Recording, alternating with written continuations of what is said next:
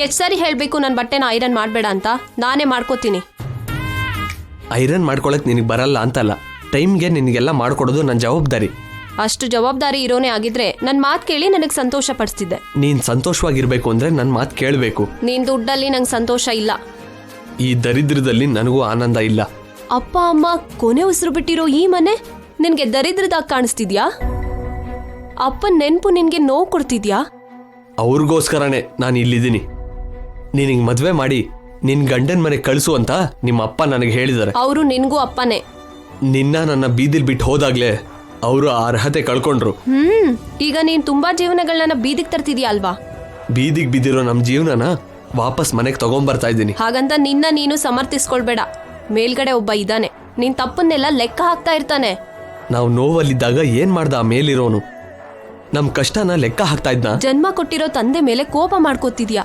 ಈ ಪ್ರಪಂಚನ ಕಾಪಾಡ್ತಿರೋ ದೇವ್ರನ್ನ ದ್ವೇಷಿಸ್ತೀಯಾ. ನೀನು ಬದ್ಲಾಗಲ್ವಾ?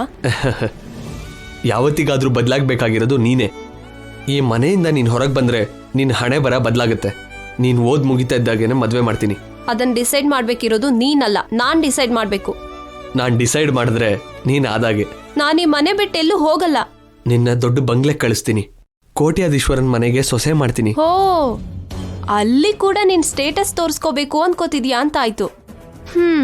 ಚಾಣಕ್ಯ ಅವನ ತಂಗಿಗೆ ಎಷ್ಟು ದೊಡ್ಡ ಸಂಬಂಧ ನೋಡಿದಾನೆ ಅಂತ ಎಲ್ರು ನಿನ್ನ ಹೊಗಳ್ಬೇಕು ಅಂತ ಆಯ್ತು. ಹೆಸರುಗೋಸ್ಕರನೋ ಹೊಗಳಿಕೆಗೋಸ್ಕರನೋ ಅಲ್ಲ ಶಶಿ, ನೀನ್ ಸಂತೋಷವಾಗಿರೋದು ನನಗ್ ಬೇಕು. ಮದ್ವೆ ಆದ್ಮೇಲಾದ್ರೂ ನೀನ್ ಸುಖವಾಗಿರ್ತೀಯನೋ ಅನ್ನೋ ಆಸೆ. ಹಾಗಾದ್ರೆ ನನ್ಗಿಂತ ಮೊದ್ಲು ನೀನೇ ಮದ್ವೆ ಮಾಡ್ಕೋ. ನಿನ್ ಮದ್ವೆ ಆದ್ಮೇಲಾದ್ರೂ ನೀನ್ ಬದ್ಲಾಗ್ತೀಯ ಅನ್ನೋ ಆಸೆ ನನ್ಗಿದೆ.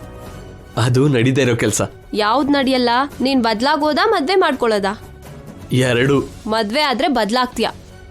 ನನ್ನ ಲೈಫಲ್ಲಿ ಮದ್ವೆ ಅನ್ನೋದೇ ಇಲ್ಲ. ಹಣೆ ಬರ್ದಲ್ಲಿದ್ರೆ ಆಗತ್ತೆ. ನನ್ನ ಜೀವನದಲ್ಲಿ ಹೆಣ್ಣಿಗೆ ಜಾಗನೇ ಇಲ್ಲ. ಯಾಕೆ ಹೆಣ್ಮಕ್ಳಂದ್ರೆ ನಿಂಗಷ್ಟು ದ್ವೇಷ? ಒಬ್ಬ ಪುರುಷನ್ ವಿಜಯಕ್ಕೆ ಕಾರಣ ಸ್ತ್ರೀ ಅಂತ ಎಲ್ರು ಅಂತಾರೆ. ಗಂಡಸು ನಾಶ ಆಗೋದಕ್ಕೆ ಕಾರಣ ಹೆಣ್ಣು ಅಂತ ನಾನು ಹೇಳ್ತೀನಿ. ನಿನಗ್ ಜನ್ಮ ಕೊಟ್ಟಿರೋ ಅಮ್ಮ ಹೆಣ್ಣು, ನಿನ್ನ ಒಡ ಹುಟ್ಟಿದ ನಾನು ಹೆಣ್ಣು. ಅಮ್ಮ ನಾನು ನಿನ್ ಜೀವನನ ನಾಶ ಮಾಡಿದೀವಾ? ನಾನು ನಿನ್ ಬಗ್ಗೆ ಹೇಳಿಲ್ಲ. ನಾವು ಹೆಣ್ಮಕ್ಳೇ ತಾನೆ. ನಿಮ್ಮಂತ ಹೆಣ್ಮಕ್ಳ ಬಗ್ಗೆ ಹೇಳಲಿಲ್ಲ. ಅಂದ್ರೆ ಹೆಣ್ಮಕ್ಳಲ್ಲೂ ಕೂಡ ಒಳ್ಳೆಯವರಿದ್ದಾರೆ ಅಂತ ಒಪ್ಕೊಂಡೆ. ನನಗೆ ಹೆಂಡತಿ, ಮದ್ವೆ, ಮಕ್ಕಳು ಅನ್ನೋ ಬಂಧಗಳು ಇಷ್ಟ ಇಲ್ಲ. ನೀನ್ ಅನ್ಕೊಂಡಿರೋ ತಪ್ಪು. ನಿನ್ಗೋಸ್ಕರ ಒಂದ್ ಹೆಣ್ಣು ಹುಟ್ಟಿರ್ತಾಳೆ, ಅವಳು ನಿನ್ನ ಮದ್ವೆ ಮಾಡ್ಕೋತಾಳೆ, ನಿನ್ನ ಬದಲಾಯಿಸ್ತಾಳೆ. ಇಂಪಾಸಿಬಲ್.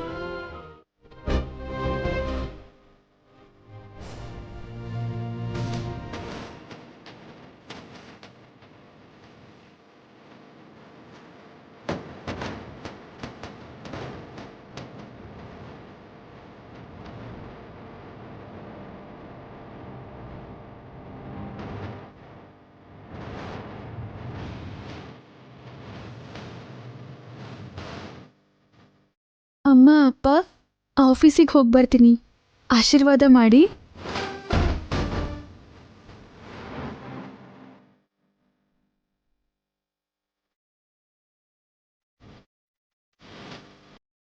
ಗುಡ್ ಮಾರ್ನಿಂಗ್ ಅಜ್ಜಿ. ಗುಡ್ ಮಾರ್ನಿಂಗ್ ಅಜ್ಜಿ. ಗುಡ್ ಮಾರ್ನಿಂಗ್ ಅಮ್ಮ. ಆಫೀಸ್ಗೆ ಹೋಗೋಕೆ ರೆಡಿ ಆಗಿದ್ಯಮ್ಮ? ಹೌದು ಅಜ್ಜಿ. ನಾಣಿ ಅಂಕಲ್ ಹೇಳಿದ ಮೇಲೆ ಇವತ್ತಿಂದ ನಾನ್ ಚಾರ್ಜ್ ತಗೊಳ್ಳೋದಕ್ಕೆ ಹೋಗ್ತಾ ಇದ್ದೀನಿ. ನಿನ್ಗೆ ಆಫೀಸ್ಗೆ ಹೋಗು ಅಂತ ಹೇಳಿದ್ದು ನಾವೇನೆ. ನೀನ್ ಹೋಗ್ತಿದ್ರೆ ಒಂಥರ ಅನ್ನಿಸ್ತಿದೀಯಮ್ಮ. ಯಾಕಜ್ಜಿ? ಮೊದ್ಲಿಂದ ಈ ಮನೆಯಲ್ಲಿ ಗಂಡಸ್ರೆ ಆಫೀಸ್ ಕೆಲ್ಸಕ್ಕೆ ಹೋಗ್ತಿದ್ದಿದ್ದು, ಹೆಂಗಸರು ಮನೆ ಕೆಲಸ ನೋಡ್ಕೋತಿದ್ವಿ. ಮೊದಲನೇ ಸಲ ಹೆಣ್ಮಗು ಆದ್ ನಿನ್ನ ಆಫೀಸ್ ಕಳಿಸ್ತಿದೀವಿ. ಅಯ್ಯೋ ಅಜ್ಜಿ, ಹುಡ್ಗ ಹುಡ್ಗಿ ಅನ್ನೋ ಭೇದ ಭಾವ ಇಲ್ಲ. ಇವಾಗ ಎಲ್ರೂ ಎಲ್ಲ ಕೆಲ್ಸ ಮಾಡ್ತಾರೆ. ನಮ್ಮ ಉದ್ದೇಶ ನೀನ್ ಆಫೀಸ್ ಕೆಲ್ಸ ಮಾಡಬಾರ್ದು ಅಂತಲ್ಲಮ್ಮ. ಹೆಣ್ಣು ಹುಡುಗಿ ಆಗಿರೋ ನಿನ್ಮೇಲೆ ಎಲ್ಲ ಭಾರ ಹಾಕ್ತಿದೀವಲ್ಲ ಅನ್ನೋದೇ ಬೇಜಾರು.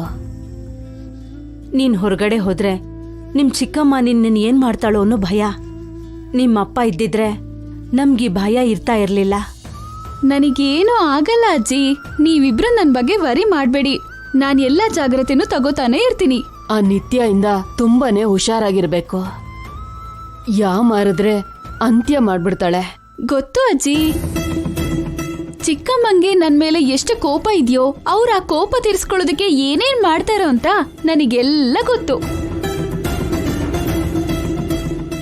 ಅದಕ್ಕೆ ನನ್ ಜಾಗೃತಿನಲ್ಲಿ ನಾನಿದ್ದೀನಿ. ಚಿಕ್ಕಮ್ಮನ ಬಗ್ಗೆ ನೀವೇನು ತಲೆ ಕೆಡಿಸ್ಕೋಬೇಡಿ. ಇನ್ನು ಆಫೀಸ್ ವಿಷಯದ ಬಗ್ಗೆ ಹೇಳಿದ್ರೆ ನಾನು ಅಮೆರಿಕದಲ್ಲಿ ಓದಿರೋದು MBA.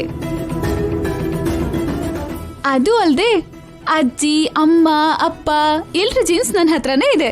ಅದೇ ನನ್ನ ಕಾಪಾಡುತ್ತೆ ಅಜ್ಜಿ. ನಿನ್ನ ನಂಬಿಕೆ, ನಿನ್ ಧೈರ್ಯನೇ ನಿನ್ಗೆ ಶ್ರೀರಾಮನ್ ರಕ್ಷೆ ದಿವ್ಯಾ.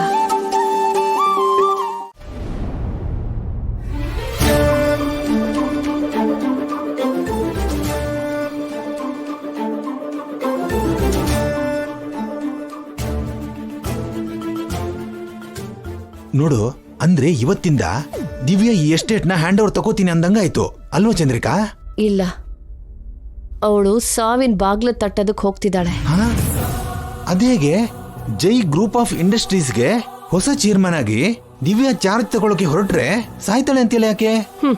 ಅವಳು ಚೇರ್ಮನ್ ಆಗ್ಬೇಕು ಅಂದ್ರೆ ಈ ಮನೆಯಿಂದ ಹೊರಗಡೆ ಹೋಗ್ಬೇಕು. ಹಾ ಹೌದು, ಆಫೀಸ್ಗೆ ಹೋಗ್ಬೇಕು.